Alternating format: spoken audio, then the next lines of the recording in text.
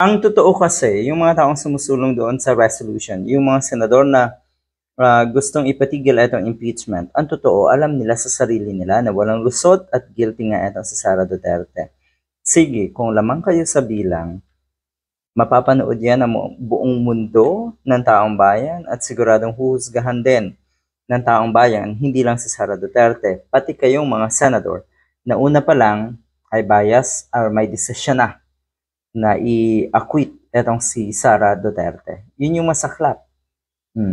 Yung sinasabi ni Sara Duterte na kuno ay mas gusto rin niya na ituloy nga ang impeachment trial para ma-clear ang kanyang pangalan. Hindi daw totoo yun. Hindi totoo yun. Dahil ang mangyayari, sasambulat ang lahat ng baho ng mga Duterte dito sa trial na ito. Lalong-lalo na po yung joint account nga natin si Sara Duterte at ni Digong. Malaking iskandalo talaga ang mangyayari. At napaka-confident ng mga prosecutors na meron silang malakas na ebidensya laban kay Sara Duterte. Ang sabi nga ng ilan sa kanila, sigurado daw na kahit yung totoong DDS, yung hardcore na mga DDS ay babaliktad pag nakita nila ang malalang panggagago at kawalang hiyaan ng mga Duterte sa ating bansa. Pero yun kasi, ang sistema kasi natin mga Duterte, kahit ginagago na sila, kahit winawalang hiyap na sila ng mga Duterte, natutuwa pa rin eh. Tipong tuwang-tuwa pa rin. Puntahan nga natin itong pahayag na ito ni Senator J.V. Ejercito. The Senate is duty-bound to convene the impeachment court according to the Constitution. At yan din po ang sabi nga natong si Ejercito, na ito daw ay chance or pagkakataon na sa Sara Duterte to clear his or her name. Pero hindi kasi totoo yan.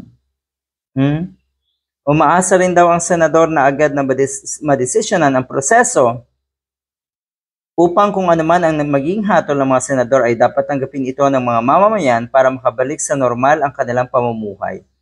They had all the time since December, sana daw ay pinasana nila kaagad so that we would have the time. Yan po ang pahayag nito sa Senator J.V. Ejercito. Doon sa resolution na inihain or draft ng opisina nga si Bato de la Rosa, wala namang patutunguhan yun eh. Kasi baseless pala lahat yon. Wala sa Constitution ganon. Against the Constitution, in fact, yung ginawang iyon ni Bato de la Rosa. At posibleng pwede siyang maparusahan sa kanyang ginawa. Totoong dapat malaman ng publiko ang lahat ng ito. Pero yung sinasabing to clear his or her name, walang option. Diyan sa to clear her name, I mean name natong sa Sara Duterte, walang option. Alam niya rin sa sarili niya yan, na lalo talagang sasambula sa taong bayan yung kanyang mga kawalang hiyaan sa ating bansa.